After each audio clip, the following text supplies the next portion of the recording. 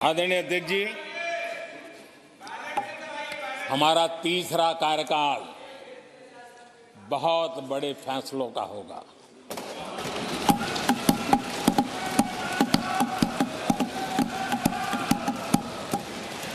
मैंने लाल किले से कहा था और राम मंदिर प्राण प्रतिष्ठा के समय भी मैंने उसको दोहराया था। मैंने कहा था देश को अगले 1000 वर्षों तक समृद्ध और सिद्धि के शिखर पर देखना चाहिए।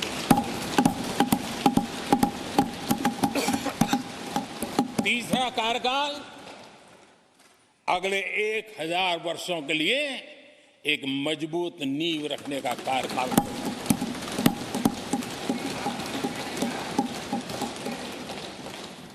आदरणीय अध्यक्ष जी,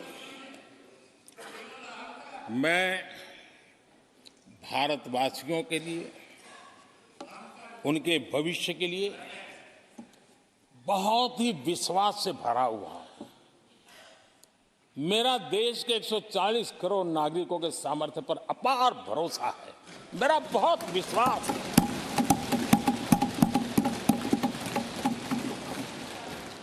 दस वर्षों में 25 करोड़ लोग गरीबी से बाहर आए, ये सामर्थ्य दिखाता है।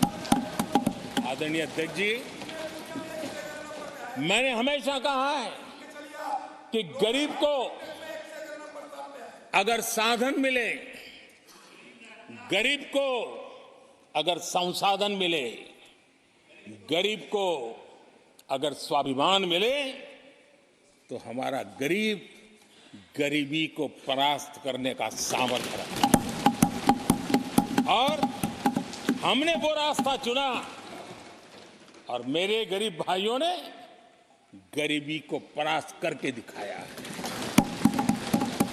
और इसी सोच के साथ हमने गरीब को साधन दिए, संसाधन दिए, सम्मान दिया, स्वाभिमान दिया।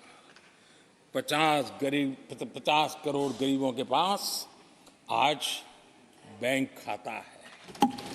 कभी वो बैंक से गुजर नहीं पाता। 4 करोड़ गरीबों के पास पक्का घर है। घर उसके स्वाभिमान को एक नया सामर्थ्य देता है।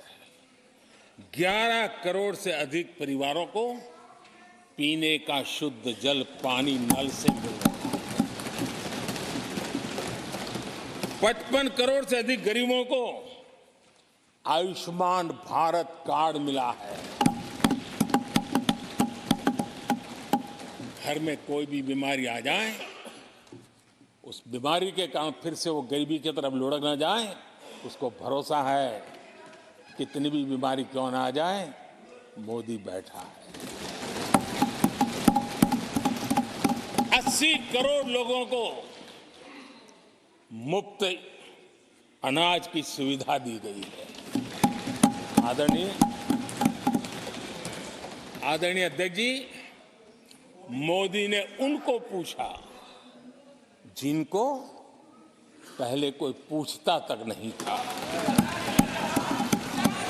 देश में पहली बार रेहड़ी पटरी वाले साथियों के बारे में सोचा गया।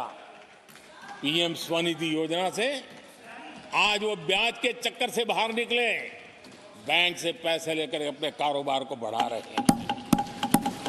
देश में पहली बार हाथ का हुनर जिनका सामर्थ्य है, जो राष्ट्र का निर्माण भी करते हैं, ऐसे मेरे विश्वकर्मा साथियों के बारे में सोचा गया।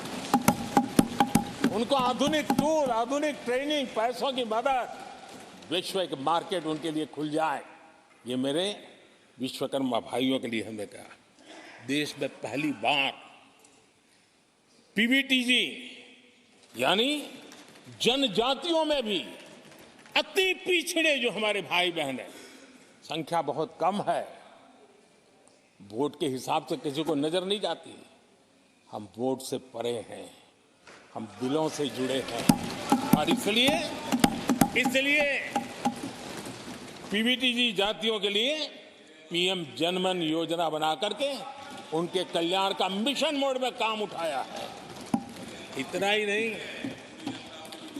सरहद के जो गांव थे जिनको आखिरी गांव करके छोड़ दिया गया था, हमने वो आखिरी गांव को पहला गांव बना करके विकास की पूरी दिशा बदल दी।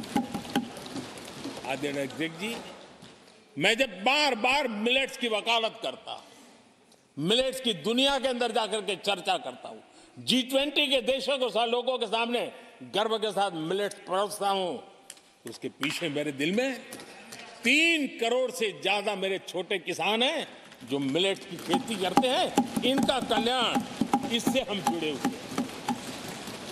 आदरणीय अध्यक्ष जी, जब मैं वोकल फॉर लोकल की बात करता हूं, जब मैं मेक इन इंडिया की बात करता हूं, तब मैं करोड़ों गृह उद्योग, लघु उद्योग, कुटीर उद्योग, उससे जुड़े हुए मेरे लाखों परिवारों के साथ उनके कल्याण के लिए सोचता हूं। आदरणीय अध्यक्ष जी, खादी, कांग्रेस पार्टी ने उसको भुला दिया, सरकारों ने भुला दिया।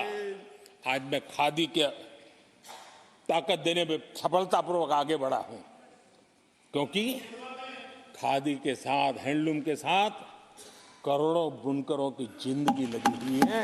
मैं उनके कल्याण को देखता हूं।